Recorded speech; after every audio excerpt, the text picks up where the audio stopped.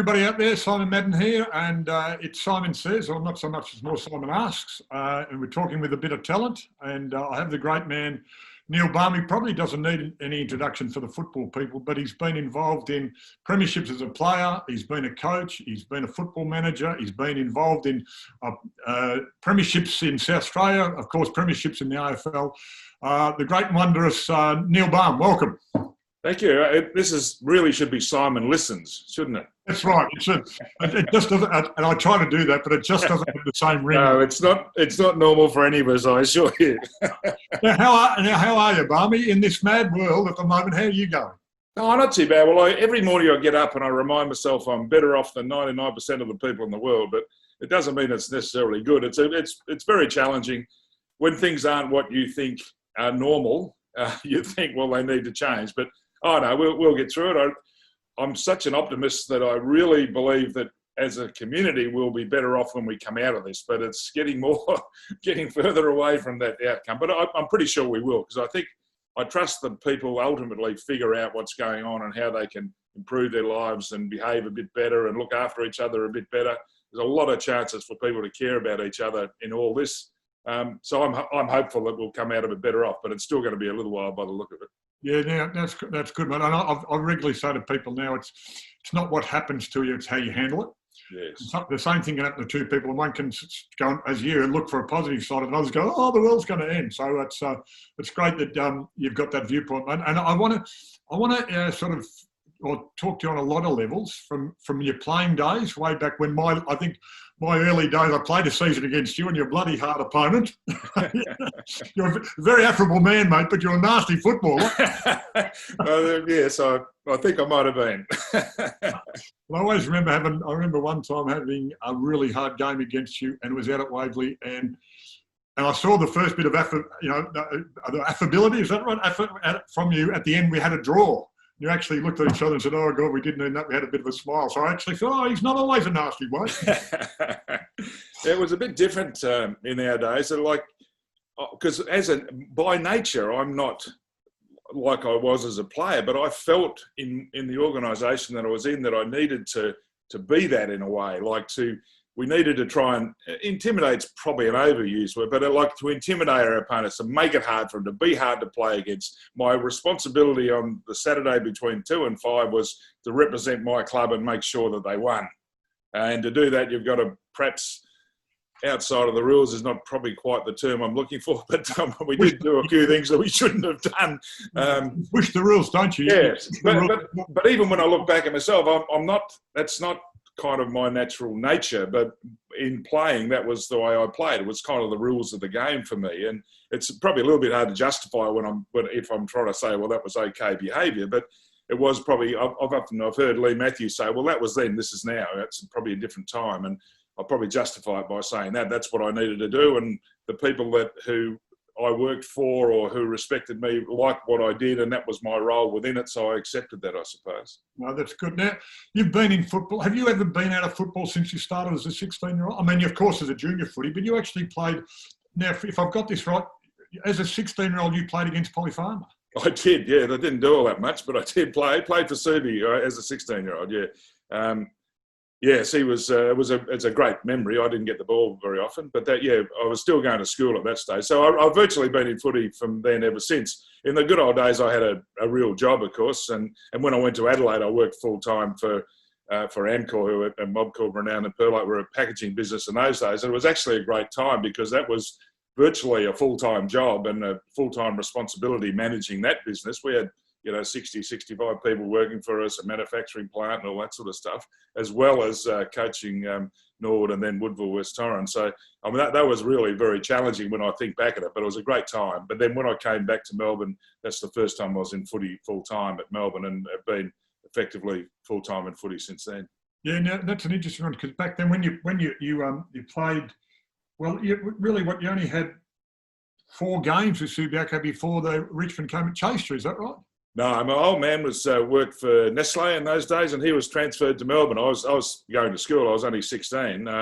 So no, I had no thought of coming to Melbourne at all. It wasn't a footy decision. It was a family decision. And then in those days, there was the cult of law where you remember, I think it was Cole Beard and Sid Jackson and a few of them, they had to stand out for 12 months because you couldn't get a transfer.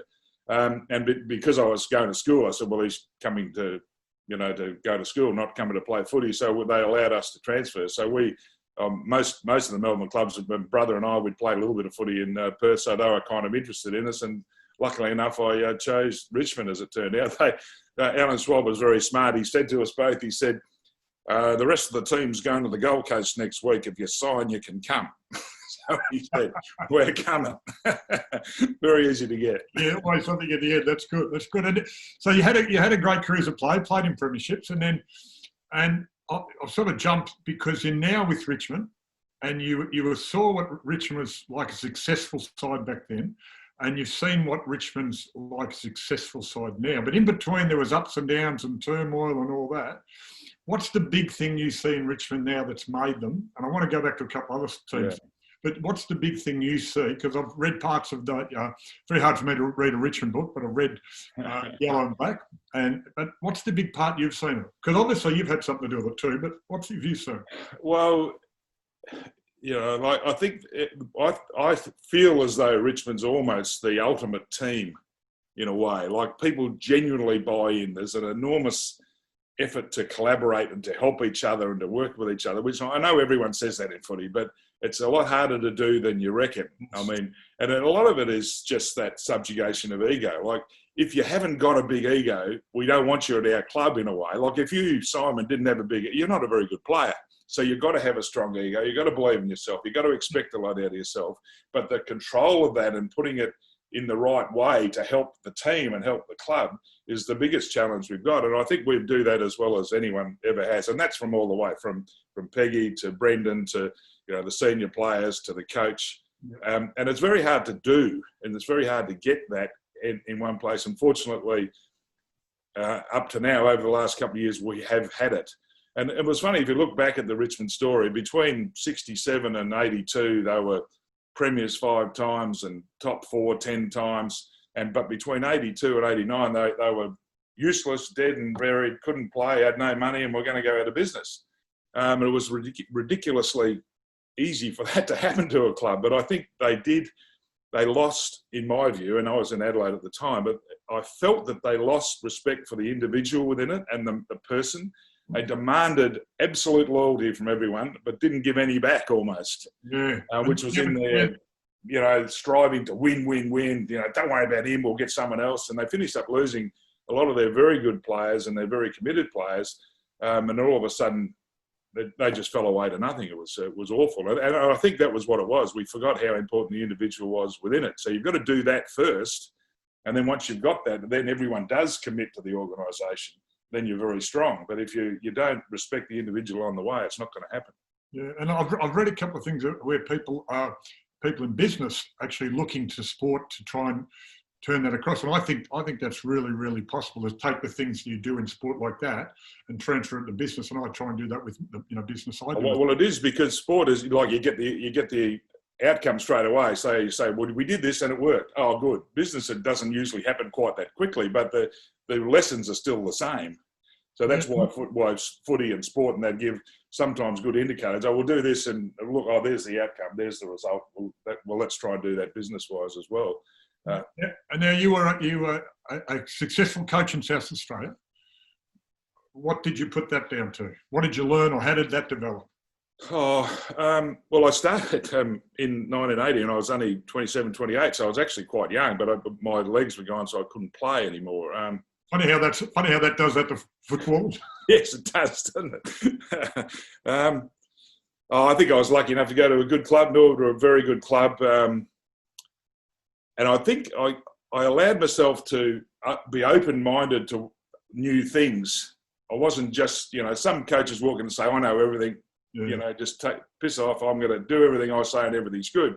But I think I accepted the fact that, particularly having played mostly under Tommy, which was a very simple, strict way of playing footy, you had to have a pretty good team to win that way. It didn't allow much of the other stuff in footy to come out. So, and then I'd been coached by Barry Richardson for a couple of years, and we were pretty close, and we sort of looked at the game slightly differently. And going to Norwood in Adelaide in those days, South Australian footy was a bit more esoteric, I suppose is the term, where they played just a little bit differently. And I had to be open to that and say, what the hell does that mean? It meant, handball more often, use each other, more shape, more this, more that, which Tommy would look at me and say, don't worry about all that shit, just kick it along. What's that old line they said? Bartlett says, just kick it a centre forward and get out of the way. That's right. Yeah, exactly. And that's good. But Royce wasn't playing for Norwood, so I couldn't get away with it. So I think it was probably, as much as anything else, I was at least open-minded to the whole thing. And I learned an enormous amount. And then I was lucky enough to have people like Wally Miller, who was there running the club, and John Wynn, the player who was there, who actually kind of adopted me to it. And a lot of the senior players did it well, but I was open to them as well. And so I learned that the most important thing about coaching was relationships you have, how much collaboration there is, how much you empower your players almost by accident in a sense. And I think that's what allowed me to be relatively successful. That's good, mate. And then you came to Melbourne. I remember being you're a ruckman, but you dragged me in to be ruck coach down there. And would I say at that stage you were doing well, but you didn't have the resources available to some of the clubs? Would that be a good way of saying it? Probably. No, that's no excuse. We actually, from memory, we did pretty well in, can't even remember which year it was, 94, wasn't it? 94, I think. Yeah. You made the finals, you did pretty well there. Yeah, we had a pretty good side. We were playing some pretty good footy, but we did get quite a few serious injuries after that, which made it a little bit difficult for us. But, I mean, it's not as easy as it looks to put together a team. But, yeah, I know I look back on it and I think we probably didn't get the support that we needed at times, but it's very hard to do, wasn't it? Oh, yeah. When I understand coaching, I coached in the amateurs, and I took St Bernard's from A grade down to B grade. I did a wonderful job. So I understand about resources too. That's all right. That's good. So now the transition from player to coach, and then into the roles you've had. You had roles with Collingwood. You've been with Geelong in success with their premierships, and with Richmond. How does that transition for you? Is that a natural transition, or did the opportunity come up? Well, I think we were lucky in our day where we were part of the community as well. I had a real job. I ran a business, hired staff, etc., sold stuff. So I had quite a significant commercial experience as well as a footy experience. So once I stopped coaching, there was probably obvious that people like me should come in and do general manager of footy roles, because you understand the commercial side and the working with people side as well as the footy side. So I was probably lucky in that sense. I've always felt that I've had a pretty good feel for the game and for people, and then to put that together, I was probably pretty lucky. Collingwood were a really strong club, really trying to. When I got there, they were in terrible trouble. They're in tatters a bit, weren't they? Yeah. Yeah, I think they finished last, and they were actually. I can't say that. I was nearly going to say they were spending more than they should have. Keep that for the book. That's the one you keep for the book. But it took us a while to put that all together, and first year with Shorey was terrific, and then we appointed Mick, who was a terrific coach for a long time. But Collingwood, they sort of believe in themselves a bit. I've had 2 shots at it, so I can't pot them. No, I was going to say, you went back again. Yeah. So they're terrific. I've still got a lot of good mates. So I've still got an enormous amount of time for Nathan, particularly. Nathan Buckley is a terrific person. He's really a very good footy person. He's come a long way from being the fig jam player to a very good team coach. And he always speaks. He speaks and presents very well in the meeting. More so, good person, really good footy person. Yeah. But lucky enough, I was at Geelong, and I had a wonderful time there. They were a great club, great fun to be with. It was really good fun. It was good. And now I'm lucky enough to be back where I came from, and it's almost like a pipe dream. Really hard to believe. That's great, man. Now, I'm big on the leadership part. What's for you? Because you've seen a lot of leadership. You said you've worked in your own business, you've hired people, you've been involved in footy at different levels. What's 1 or 2 really important things you see in leadership these days? Oh, I think it's understanding the importance of the role that the player plays. We almost just rely on the coach to lead and everyone just follow. Which kind of makes sense in some ways, but it assumes one bloke knows everything, and we know that's not true. I was sort of lucky enough to meet Ray McLean in the early days, work with him early, and always found that the work that he did and Gerard Murphy did and et cetera was quite amazing. It put things on the table, things that people, I don't want to talk about that. Well, we need to talk about it. I mean, some of the stuff in particular that we did in the early days at Geelong was really, I think I remember 5 rounds into 2007, we're 2-3, just lost the game to North down there, shouldn't have lost it. And we're all sitting in the room trying to figure out what happened. And a lot of the Geelong blokes, the older blokes, say, oh, look, this always happens to us. God, this is, we should be better than this. This is just what happens. And Gerard Murphy, who was working for us at the time, was sitting there, we're looking at each other going, what are these blokes talking about? And then he said, well, who can do something about this?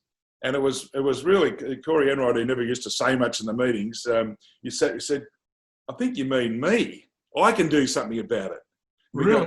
Yes. And it was just that simple taking responsibility for what you did. And it was a game changer.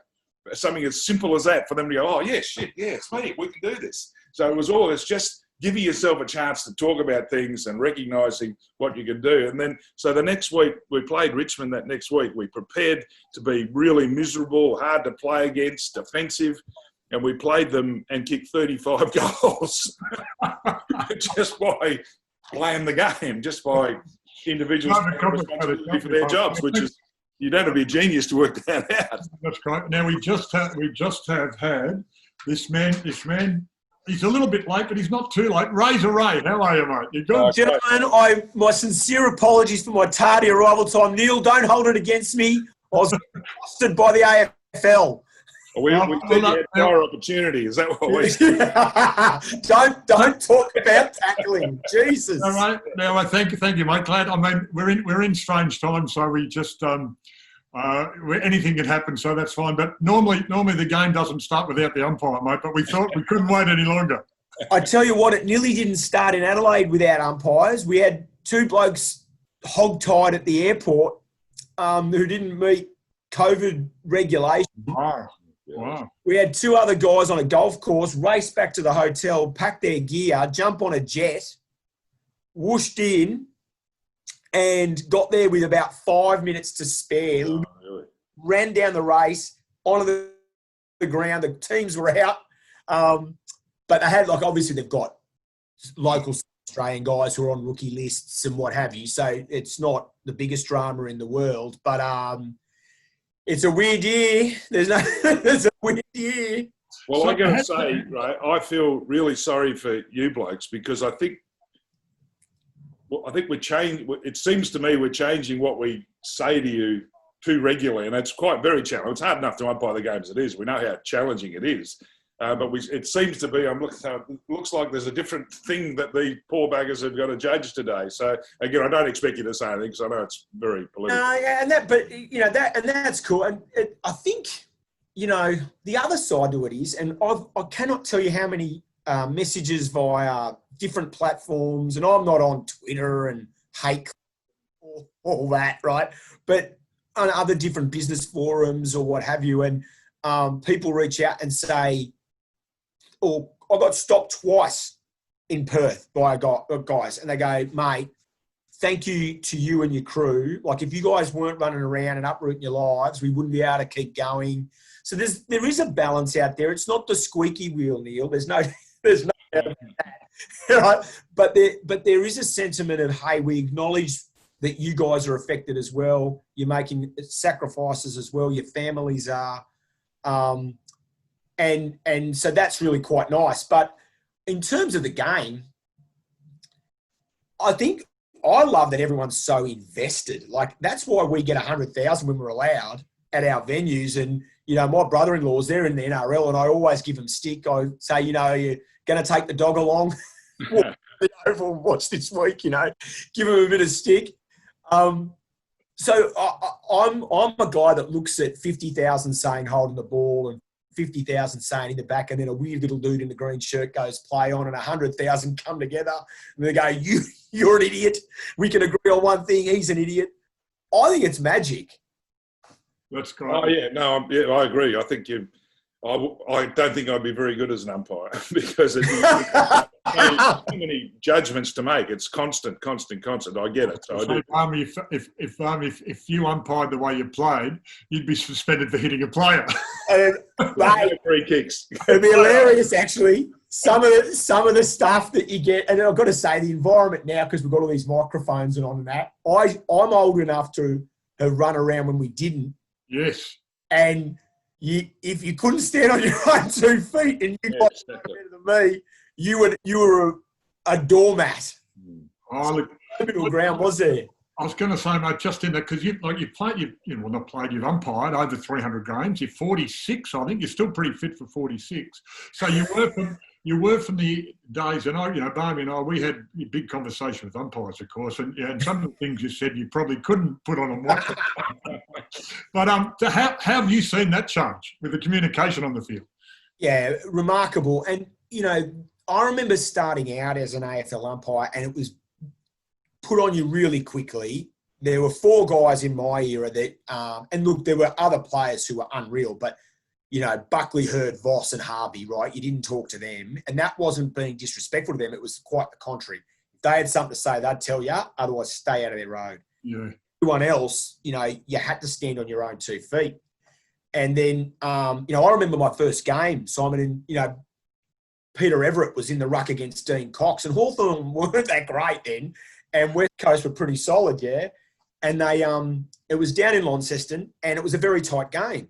And West Coast did enough to get it done in the end, and it was kicking it or whatever. But I didn't want to have to pay a free kick at this field bounce, right? It was getting a bit close. Yeah. I go to Spider because he kept trying to grab Cox's hand. I go, mate, don't grab him on the arm, right? Anyway, he gave me some direct feedback. Lines of just bounce it, right? I, just being me, looked him straight in the eye and told him, I gave him some feedback back. Yeah. Anyway, bounce the ball, game plays out, too easy. And we're at the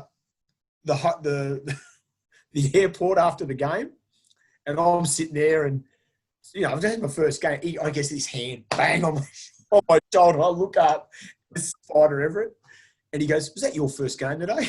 And I go, yep. He goes, you're going to be okay. No, that's not bad. That's good. That's good. So it was so that's how it was then, right? You had to stand up for yourself, and then they got it. Okay, he's all right, no drama. And now, obviously, you're in everyone's living room, and so as a result of that, one of the things that our guys find very difficult, because you're somewhat naked, you're very vulnerable, right? So it's an emotive. There's all these lunatics in the asylum, and then you have to be the guy that is calm, right? Yes. And they're going off, and you're in everyone's living room. And so our guys find it quite challenging just to feel comfortable being who they are. Yeah. And if you're not, and you try and put something on that's not you, you come off horribly, and you don't win anyone over, and you're ineffective. Now, not everyone likes strawberry ice cream, right? So they're not all going to warm to me. But if I try and be something I'm not, then I think I fail on all levels. And that's quite challenging for guys to be confident enough to do that when you're in everyone's living room. So that's one of the challenges. Yeah, that's good. I was going to say, Balme, jump in with a question anytime you like. I think we've gone over the top we're making the umpires look like, too pedantic, I reckon. Because I like it better when the umpires, as Ray would have said in the early, when he didn't have the microphone, just, again, you can't be totally rude and all the time, but just be part of what's going on. Rather, it almost looks like the poor old ump's got to respond to every little thing. And I know probably you don't really want to, but you kind of have to, because it's there, it's in our face a bit, isn't it? Well, yeah, and it's this balance of like, okay, so I spoke to Patrick, or I spoke to Joel or Tom. And then Billy Blobs comes at me from the opposition, who is in his 6th game or what have you, and he's got a question, and I give him the off you go, mate. That's not cool, right? So, it's this thing where you've got to have respect for everyone, and particularly as an umpire, like it's that emotional intelligence piece. Whether people want to. I'm not asking for medals or whatever. You don't have to throw flowers, but you have to have that. If you don't have a high level of emotional intelligence, you're going to be in a whole world of trouble in an AFL environment. And so, but then as you say, Neil, there's comes a time you go, mate, I've answered your question. Yeah, exactly. Right, there's a game. Do one, right? There's a game to go on. Let's keep moving. Yeah. Yeah.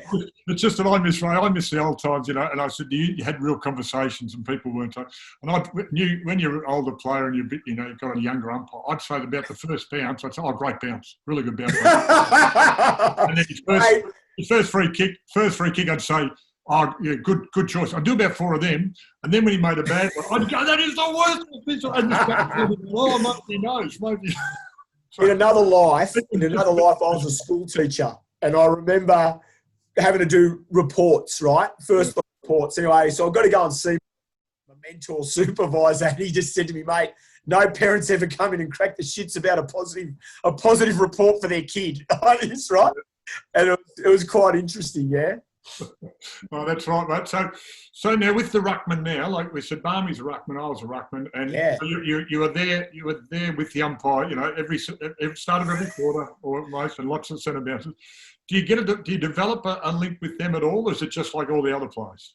No, it's cool because so one of the challenging things is, and I'm sure you two gentlemen have got views on this, but with this whole ruck nomination thing, right? So you constantly so you can only be barking at him, right? Like you're telling him back this, do this. It's like, listen, little man, you've never contested a throw in your life. Get in the face, right? But we have to do a little bit of this ongoing communication management thing. And so if you can get on side with him and go, listen, despite popular opinion, I don't want to be in your grill, right? So can you just put your hand up when you're going to, and then I know it's you and I don't have to be yelling at you. So there's a bit of that. I really love, I got asked today, and this is why I was late, I was on SEN with Jared, and one of the questions came about the bounce, right? And, should you have the best bouncer bounce every bounce? And I'm like, well, do you want this androgyny, or do we love the fact that we've got Nick Natanui, and then you've got Rowan Marshall, and you've got Shane Mumford, and you've got Sauce, and you've got all these different types that bring different flavours to what is centre bounce, around the ground, and boundary throw in stoppage.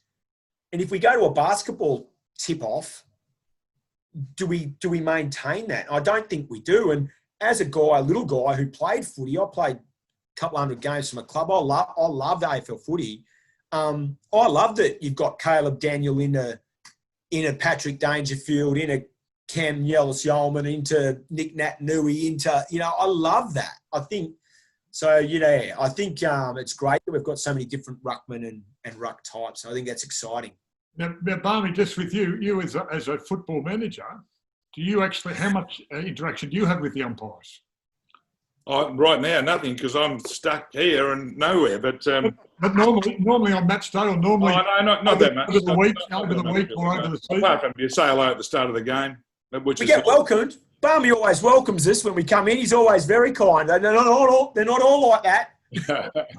Oh, no, yeah, we do. It's all part of it. But, they got a terribly difficult job. But there's a few things that it really do. I watch the game, and we bounce the ball, and it goes crooked, so we say, bring it back, and I throw it up. And I go, well, why isn't it okay just to throw it up?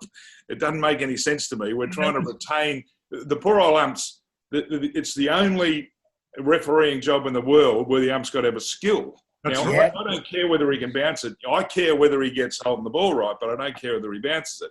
Yeah. But you know what I mean? So I reckon we should just throw it up and accept it. But I'll tell you something now, Balme, if you did do that, right, if you did throw it up, you get no tears from any umpire. I promise you that. Like, I'm at the moment, I'm 2 weeks into a course of medication that I don't know what I want to do. I punch, stab someone. I've got 2 bulging discs in my lumbar spine, and I've got to go and bounce the ball on the weekend. And I'm 43 years old, right? And I'm like, well, it'll put you out of the game. In the good old days, they used to say, this umpire can't bounce it very well, therefore we don't give him the grand final game. And I feel like saying, it's not that important. It's the other stuff that's important. I wish we kind of get to that. But, again, that's interesting too, Balme, because I've seen games, and say a bit wet, but I can remember a few years ago when the decision was made at the start of the game to throw the ball up all day, and nobody noticed. Nobody noticed it. And you won't. I'm too busy watching the football. And I think that's... I say the logic is the bloke bounces it, it goes a bit crooked, he blows his whistle, throws it up, and I go, well, if it's okay now, why wasn't it okay before? Don't worry about it. Just do it. But And anyway, then- maybe I'm too logical. And also remember, before the centre circle and before the line, you could stand anywhere. Yeah, exactly. Side by side. So if you're side by side and the ball went away, you both contested and play on. So Yeah. we constrain that in a way which makes it, and as I said, as he said, for a bloke could get another 50, a really good umpire get another 50, 100 games because he doesn't have to worry about a bad back. So I reckon it's worth having a chat about again with the people at B. But anyway. No, it's too logical for anyone at the AFL to think it was a good idea. That's my... I'm staying away from that. They pay my bills, Balme. But the AFL, to be fair to the AFL, no one would want to work with them. They got a very, very, very challenging task. So I shouldn't have said that. That was a cheap shot. No, you're joking around, mate. And, you're absolutely right. Like, I was in Perth in a quarantine hub. We had 3 AFL staff there. They're pulling 16, 18-hour days. Yeah. And honestly, they're like the one-legged river dancer at the moment. They are that flat out. And, I just go, and they're all, there's no, I do this, I'm in umpiring. No. We're all grabbing a rock. If that oar gets dropped, you pick it up and you start rowing, mate. And they're all working so hard to make sure this thing keeps rocking along. And I've been amazed, to be honest, to be seeing them up close day in, day out in that quarantine piece where you're at the same dining hall, blah, blah, blah. Extraordinary. Yeah. And I think there's a lot of it, like interesting, like with Melbourne the way it is, that a whole lot of pressure on businesses, but you've got to give the AFL, even though AFL is an easy target for everybody and anybody, but all the levels, all the clubs and all the levels, because I know, I'm on the board of Essendon and the staff that have to be, are put off and stood down, etc. Be able to keep the industry moving the way it is has needed a lot of people to do a lot of hard work and make sacrifices and just keep, as you say, just keep rolling on and keep working on. And Balme, I mean, you would know that from being directly involved with the club. Yeah, my only kind of deep down gut feel is that I think we're responding too much to the drive of the dollar and not about what the product has to be. I think the fact that we're going to go 30% or whatever it is or more off our soft cap spend, I think it's more about making it easier for the AFL to fund the clubs that aren't that good than it is to providing the service that we should provide. And I just don't know how the game can be the same if we're going to spend 35% or less on it. Something's got to give, and I don't know what it is, and I'm a bit frightened of it. Yeah. Particularly in these times, and again, I'm not an accountant or an economist, but I think debt's cheaper than it's ever been. Let's have a bit of debt rather than anyway. But I don't have to make that decision, and they have to. But I think it's probably a little bit over the top. But having said that, I know how challenging it is. And Now, Ray, modern umpires, no other job. Too busy being an umpire. Yeah, no, that's we're on the medium bucks. We definitely all are studying full time or have full time employment. And when I say full time, we've got example. We'd have teachers who might, let's say, are on 0.8. They don't work on a Friday. Yep. Okay? And then that means that they're less in position in terms of what games they can or can't officiate in. Obviously, we're Thursdays through. Well, this year we're every day, but most years we're Thursday through to Sunday. So you have to be able to get on a plane and head over to Perth in readiness for that game. I think there's a lot of positives to that. I know I'm really passionate actually about this piece. So everybody who's successful in AFL umpiring, and I'm talking about Brett Roseberry's and Matt Stevicks and Simon Meredith and Sean Ryans and these guys who are they're our legends, right? They put footy, they get that number one. Whether they tell you they do or they don't, I know. I've been around them for 20 years, mate. It's number one, right? And then they make work and life and family fit in all around that. And they do that unbelievably well. Yeah, they're quite agile. And this whole agile, fluid thing, that's not new news to AFL umpiring. And people say, oh, they should be professional. They need to be professional. Oh, really? Or they're going to be full-time. Okay.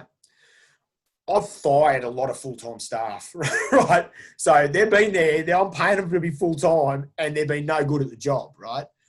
I think what the industry needs and what it demands, because it's elite level, is they demand elite performance. And full-time and elite is not the same thing. I don't think you could argue with that. So prioritising it in your life and making sure sufficient time is there and put into your craft is really important. I also think it's super important that we don't get too many people rocking up for, can I get a Ray Chamberlain shirt? Ray, can you sign my duffel coat? Right? There's not a lot of that. So the negative environment, that is the guts of AFL umpiring, whether we like it or not, it is a weight to carry. And if you don't have another outlet, it's incredibly problematic. Yeah. And I think there's so much value in that balance piece. We're not full-time, mate. And I think it's a brilliant thing. I've spent a lot of time around officiating, particularly domestically in Australia. Been overseas and met the NBA guys and the hockey guys and all that.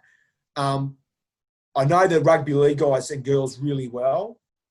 And they busted their balls forever to try and get this full-time thing going. I don't think they're quite as happy about that arrangement right now.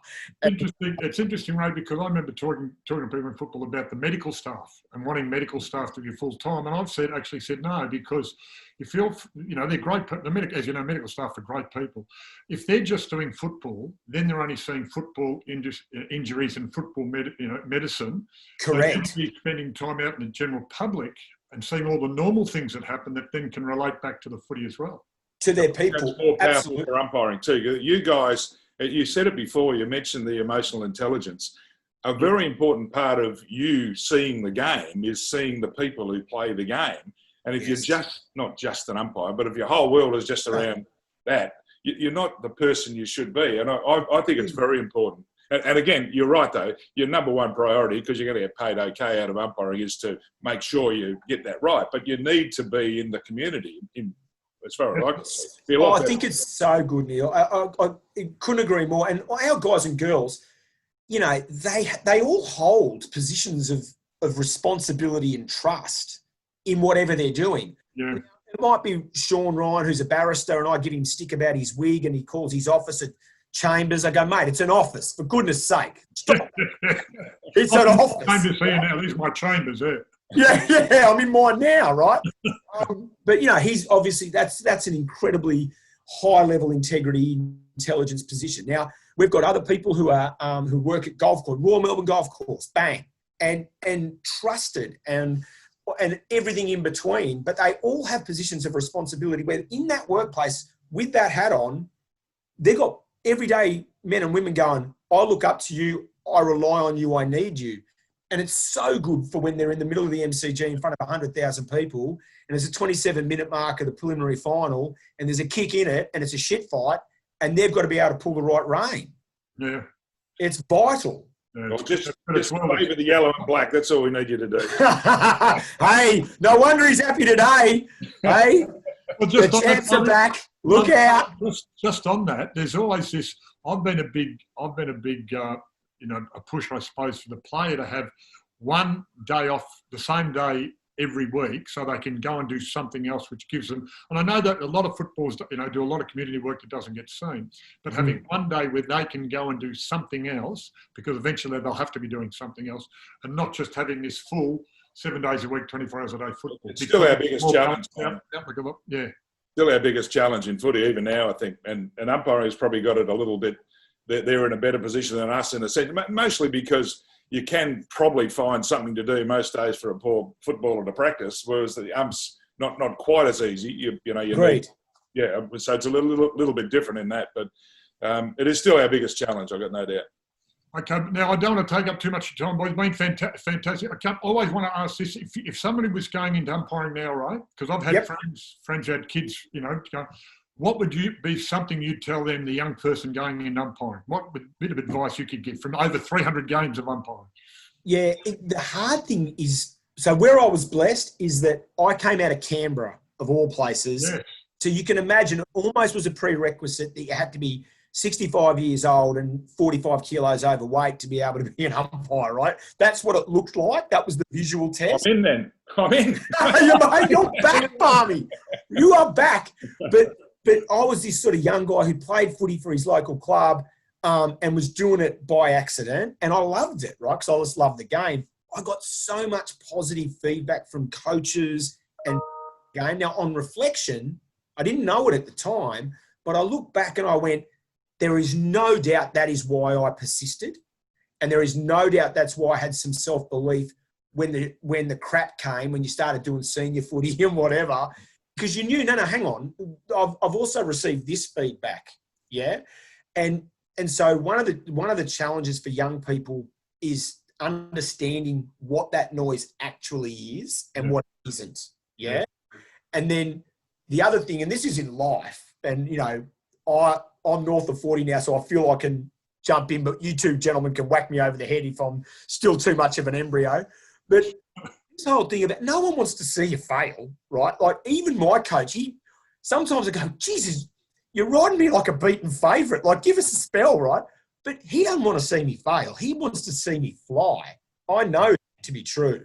He's a good man and he wants me to do well. So the feedback piece and being able to step back and go, this is an attack. It's not an attack on who I am. I'm still going to get to vote in the federal election. That's okay. This is just information for me to consider to try and learn. I think in the umpiring environment, that's really important. But for a younger person, I'd say this is a really good, cool position. You bring great value to a wonderful sport that I think is the best sport in the world. Yeah, good. We certainly need them. I'm telling you, we certainly need umpires. There's no doubt about that. Yeah. And Balme, so now I don't know at which level you say whether you become a player or a coach, but if someone was more so someone going into football administration the way you are, what's something that you could pass on to them you believe is really important? Oh, we haven't got time for all that. Only one. I don't want the book. Keep that for the book. Well, the lucky thing about all of us is that our game is all about people.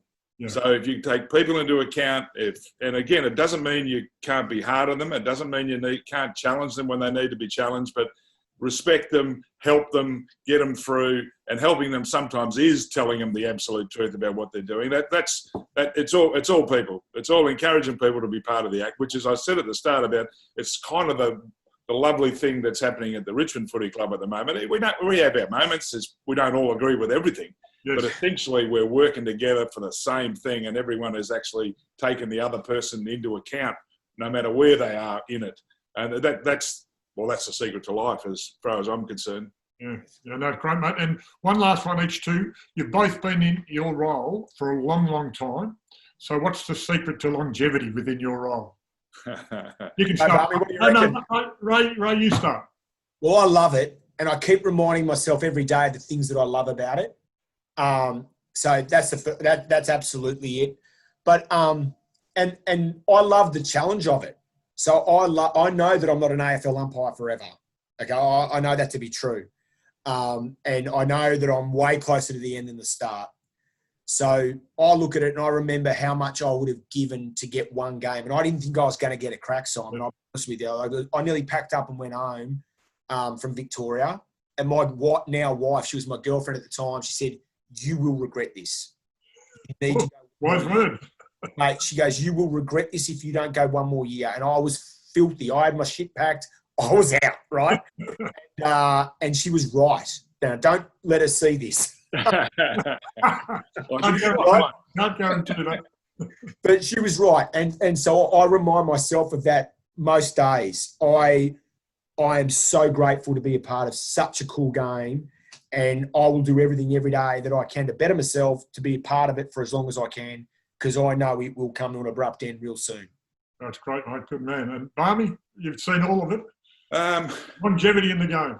I think I've been lucky enough to actually recognise that it's not all about me. Yeah. And that's a challenge, because you've got to have a strong ego, as we said at the start, and you've got to believe in yourself.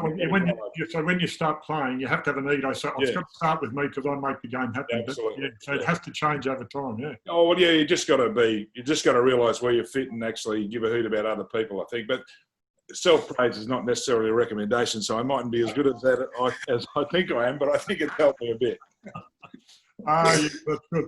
Well, gentlemen, look, thank you very much for your time. I said this is about a bit of fun, but a bit of seriousness, and like a switch of hats between the funny hat and the serious hat. But you've both been both been great people for footy. Ray, just keep umpiring as long as you like, mate. While you keep running around, I like to see the way you handle the people. And Balme, the way you've been handling people for years has been fantastic. So, on our little show that might make it into the big world, we're not sure. Thanks to Neil Balme and thanks to Ray Chamberlain. Thank you very much, guys. Thanks, Simon. Good to see you, boys. Razor, great spending some time with you. I'm going to be kinder to you as an umpire from now on. Yes. I really enjoyed it.